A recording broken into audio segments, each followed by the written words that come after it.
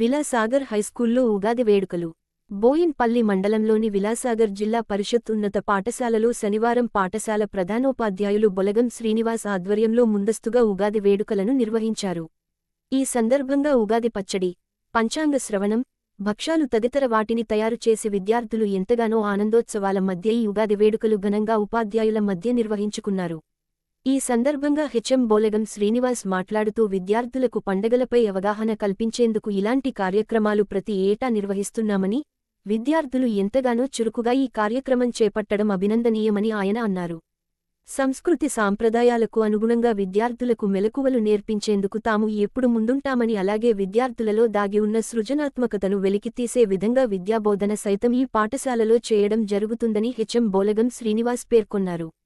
ఈ కార్యక్రమంలో ఉపాధ్యాయులు రాజిరెడ్డి, శోభారాణి, వెంకట హనుమాన్, శ్రీనివాస్, సురేందర్ రెడ్డి, ప్రకాష్, జోష్నారాణి, మోహనకృష్ణ, లక్ష్మయ్య, మధుసూదన్, పీడి ప్రభాకర్, సమంతకమణి, స్వర్ణలత